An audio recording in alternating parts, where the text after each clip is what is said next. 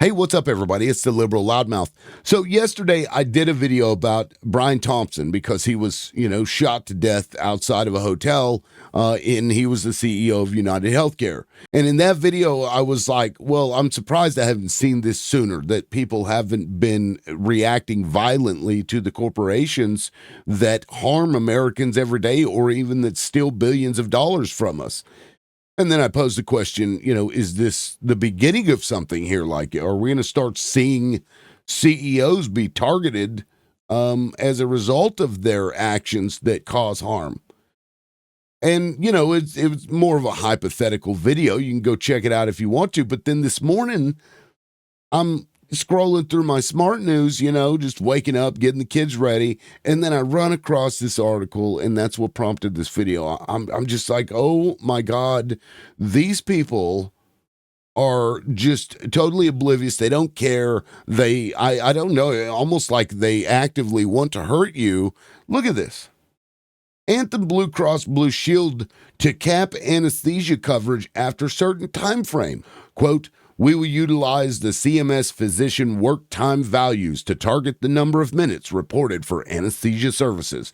Any surgery that goes beyond the set limit will no longer be covered. So you go in, you need a surgery, you want to get a surgery, and then you come out of it, you're recovering from whatever it was, and, the doctors went over their allotted time, so you owe those doctors and we're not going to pay for anesthesia. What are we going to go back to, like the 1800s when you got a bullet wound to the leg, let's cut it off. Here's a leather belt, just grit your teeth and just go. These people are like, and this is the only thing that this serves is that company, Blue Cross Blue Shield. That's it. That's all it serves. And then, here's one for you. When Brian Thompson first got into the CEO position, this was in April of 2021. One of the first things that happened, and I don't know that he pushed it himself, but one of the first things that happened within a couple of months of him taking that place was that they were going to deny ER coverage if they deemed that it wasn't an emergency and that it didn't need a visit to the emergency room. Let me show you that article where they talk about this. UnitedHealthCare to crack down on ER visits, potentially exposing patients to bigger bills. The nation's largest commercial insurer is taking a closer look at whether visits to the emergency room by some of its members are necessary. Starting July 1st, UnitedHealthCare will evaluate ER claims using a number of factors to determine if the visit was truly an emergency for its fully insured commercial members across many states, according to a provider bulletin. If UnitedHealthCare finds the visit was a non-emergency, the visit will be, quote, subject to no coverage or limited coverage. This was just months after Brian Thompson got in there. Now imagine you think that you're having a medical emergency and it turns out that you weren't. Hindsight's 2020, right? Just the information you have later doesn't mean that you didn't feel a certain way about what was happening to you right then. And they're like, well, we're going to review all these because, God, these ER visits are just expensive. And if you go to the ER, you meant to pay out of pocket. I went to an ER once. I shit you not. I've got the bill somewhere. I should probably go find it so I can put it up here. I was in there for 3 hours. The doctor, I thought I was having a stroke. The doctor was in there for about 10 minutes, maybe 15 minutes. The only thing that she did was lay me on my side and have me look up and, follow her finger or whatever. And she just watched me. And that was it. Like she held my head down or something. I don't really know what she was doing, but that's all it was. And then she's like, no, you're not having a stroke. And then she leaves. And then I get the bill, and now I was insured, right? So this isn't like I didn't have to pay this. It was covered by the insurance company. But I get this bill, and it's like $8,500. $8,500 for 15 minutes of a doctor's time. And I was in there waiting for 3 hours, waiting not not, for some lab or whatever, just waiting on the doctor to show up. $8,500. That was an emergency room visit because I thought I was having a stroke. But if I had this coverage, I'm certain that they would have seen the results of this evaluation and would have said, nope, that's not covered because that wasn't an emergency, sir. So then you would, before you would go to the ER, if you knew this, you would think to yourself, okay, is this chest pain like anxiety? Is it costochondritis? Is it any number of other issues than a heart attack? Is it or isn't it? Because I don't know, and I don't want to have to pay for it because I can't afford it.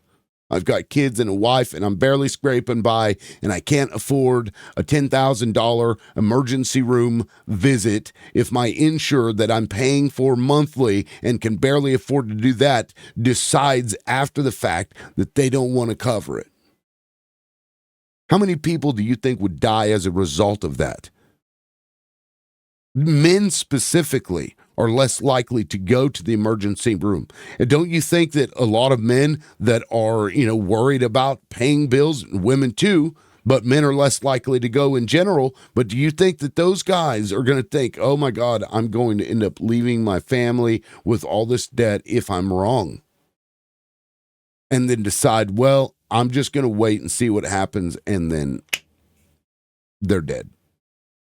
Or they go, and now they're saddled with medical debt to the tune of tens of thousands of dollars, whatever it is. This is Brian Thompson tried to do this. Now, there was severe backlash to this. So almost immediately after that, just look. UnitedHealthCare delays controversial ER policy following backlash. Now, Rick Pollard ended up writing a letter to Thompson of UnitedHealthCare, and he said patients are not medical experts and should not be expected to self-diagnose during what they believe is a medical emergency. Threatening patients with financial penalty for making the wrong decision could have a chilling effect on seeking emergency care. Now, what's strange about this is that there is a federal guideline for layperson standard, as you can see right here. There would have been a process in place for providers to contest the claim denial by submitting evidence to UnitedHealthCare that the visit met the prudent layperson standard of federal policy requiring payers to cover ER care based on presenting symptoms and not the final diagnosis. But we're talking about an insurance company that just had said, hey, we're going to go back over your ER visits and not pay if we believe that this wasn't necessary. Do you really trust that they would adhere to some kind of a layperson standard set forth by the federal government? Of course not. This same company defrauded the U.S. taxpayer of $50+ billion that we know of. For all we know, they're still currently defrauding the American people because they just do it over and over and over again. They get fined. Nobody goes to jail. Brian Thompson gets off scot-free until yesterday. And right here, this was a tweet from UnitedHealthCare. Hello, Carrie. Based on feedback from our provider partners and discussions with medical societies, we've decided to delay the implementation of our emergency department policy until at least the end of the national public health emergency period. Keep in mind, this was during COVID. They did this during COVID. Now, to me, it doesn't surprise me that somebody actually went and attacked and murdered a CEO of a health insurance company, and I'm surprised that it hadn't already happened. Let's take a look at what Thompson's wife had said about, leading up to this event. Quote, there had been some threats, Paulette told NBC News. Paulette is his wife. Basically, I don't know, a lack of coverage. I don't know the details. I just know that he said there were some people that had been threatening him. Now, I don't need to be a genius to figure out that the most likely explanation for him being gunned down was all of the things that he had been trying to do over the last few years. His goal, his only goal as a CEO And, this is just the fault of capitalism, not Brian Thompson himself. Let's be clear about that. This is the system that we operate in. And Brian Thompson was doing what they put him in there to do, which is to say, we want to make more money this quarter than we did last quarter because we are beholden to shareholders. And so that's what he was doing. He went in there and apparently came up with an idea, well, we can start denying coverage for ER visits, and that'll save us so many millions of dollars.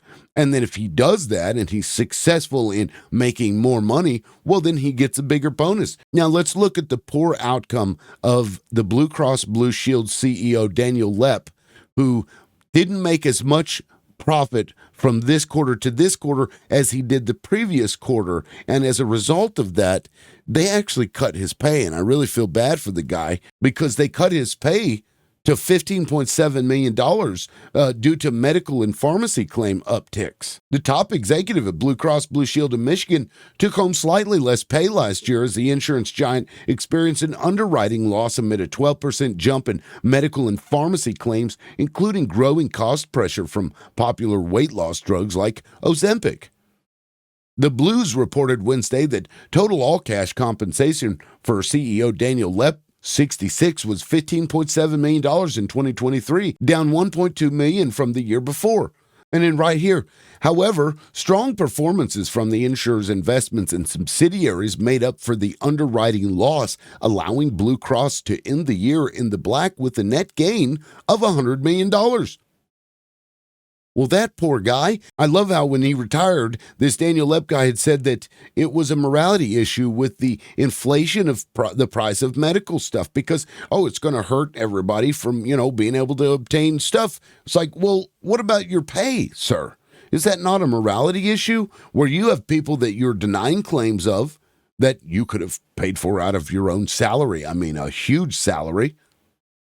How is that not a morality issue where you scrape $15.7 million out of this massive pot that you use to pay medical coverage, and in order to get that, especially your bonus, in order to get that, your goal and what you have to do is to find ways to deny coverage, just like you did with Ozempic. You made it harder for your members to get a drug that can cause weight loss.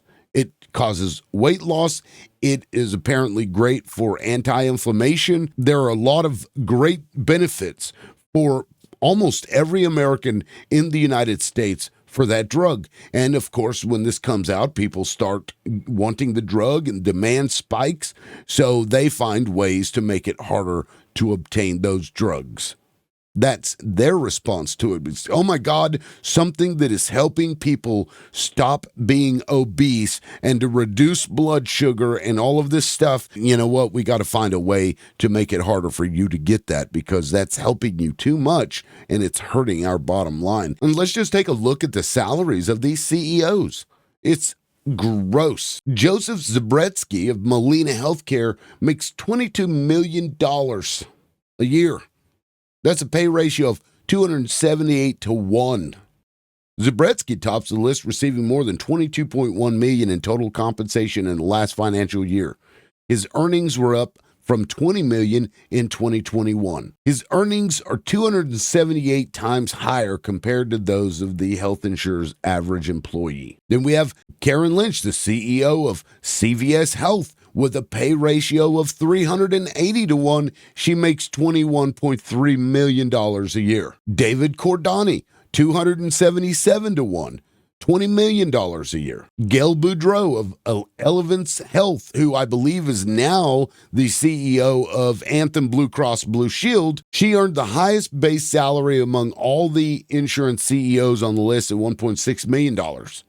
And her pay ratio is 383 to 1 at $20.9 million. Andrew Whitty, $20 million a year, 331 to 1. Bruce Broussard, Humana, $17 million, 238 to 1. Sarah London, $13.2 million, 171 to 1. Alignment Healthcare's John Cowell received the highest pay among the listed CEOs at $34.1 million. And that was a 25% decrease from his total compensation in the previous year. eHealthy CEO, Francis Soistman dropped almost 42% to $6.2 million. Y'all, this person got a almost 50% drop in income. If you had a 50% pay cut, would you be able to survive? Probably not. This guy got a 42% pay cut and still makes more than most Americans will ever see in their lifetime in 6 times over. Y'all, these things are disgusting. And Republicans can call me a socialist all they want, but there is not one of those people, as far as I can tell, created those businesses. They didn't invent anything. They don't actually innovate anything. Their job, their sole function as the CEO of health insurance companies is to go in, find ways to not pay shit out based on the laws currently, and then to take money from the company and to lobby your congressman, your senator, everybody that they can to pay them off so that they can pass laws that help them scrape more money out of everybody. They'll increase your premiums. They'll make you pay more in deductibles. They will tell you that, oh, your anesthesia, if you go over time, well, we're not going to pay for it. Or if you go into the ER and it wasn't an emergency, well, we're not going to pay for that. That's what they do, and they are paid millions and millions and millions of dollars. And not to mention, a lot of them engage in defrauding the United States taxpayer. There is no reason to compensate these people. And this is just one person. Their vice presidents, their directors, there are 20, 30 positions probably that pay in the millions. And keep in mind that you're shelling out all of this money for your premium. You go to a specialist, $60 or $40. Maybe some of you have a $20 copay.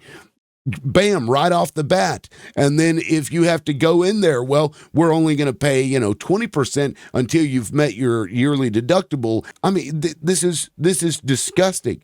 We're paying out the ass for premiums, and then you have to pay out the ass in order to use it.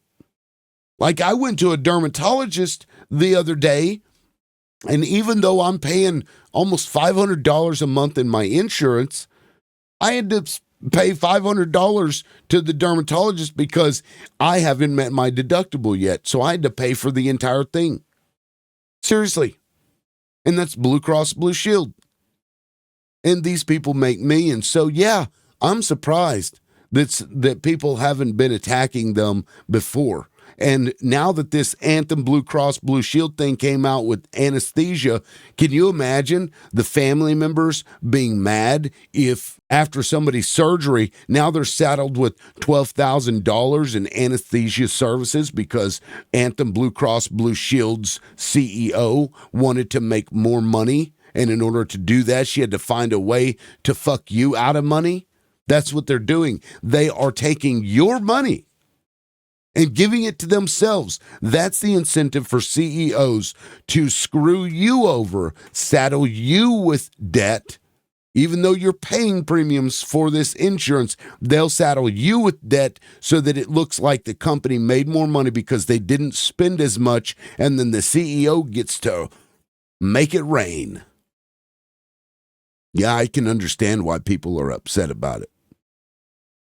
And Brian Thompson trying to pull one over on everybody with the ER visits. Can't imagine why somebody might want to off somebody else that does that. Just think about how many people are at least indirectly killed every year due to the decisions that these CEOs that are making tens of millions of dollars due to their decisions. What do you do? What do you do? Because the government isn't coming. The government isn't going to help you. They've already made that very, very clear. So, again, I'll ask, is this a turning point? And we're going to start seeing people that realize now that there's no help coming. The Democrats don't appear to want to help because they never fix anything. Even Obamacare didn't really fix all of this stuff. They just had to reroute and and find little loopholes here and there to poke through. And they have, because insurance, since Obamacare was passed, has just gotten worse and worse and worse and worse and worse. It used to be great right after Obamacare, but over time they find little legal loopholes that they can do in order to screw you out of money. Like, oh, if the doctor goes overtime for anesthesia, then we're just not going to pay for it. And the CEO gets to rake in the money. We have to go back to top marginal tax rates of 70 to 90%.